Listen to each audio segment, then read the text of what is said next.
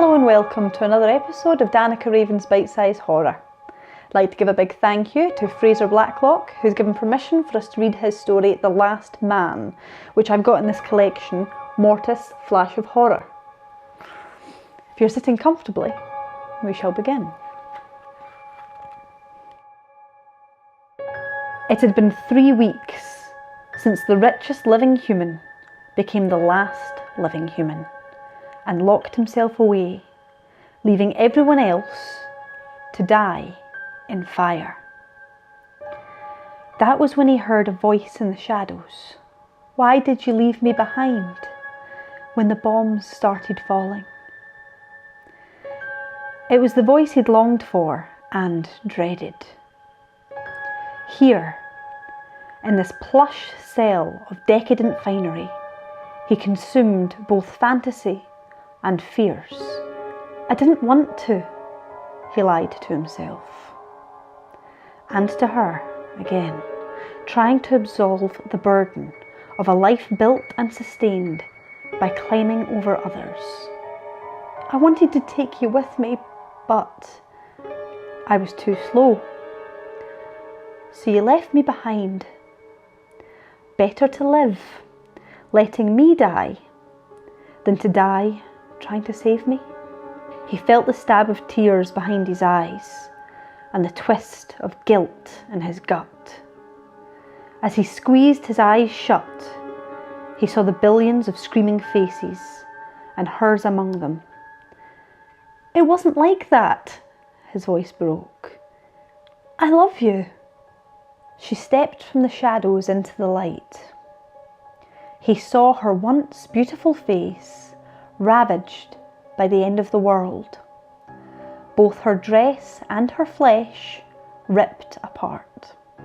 That doesn't matter. You've got your luxuries. You don't need me. The creature that stood before him was no longer his wife. It was abhorrent, an obscenity.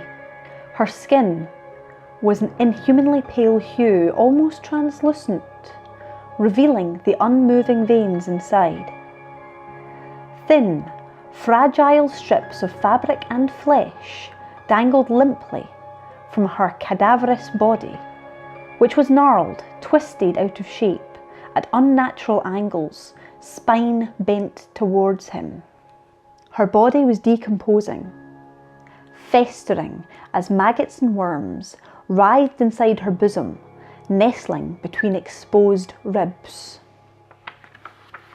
Then there was her face, that grim, horrific face that haunted his every dream and every waking moment. Half her face was burnt off raggedly, unveiling the skull, grinning perversely at him. Her lipless jaw moved up and down in a macabre, mechanical motion. One eye had been blasted apart, a reddish protrusion in the face, while the other still rolled and darted furiously in its skeletal socket.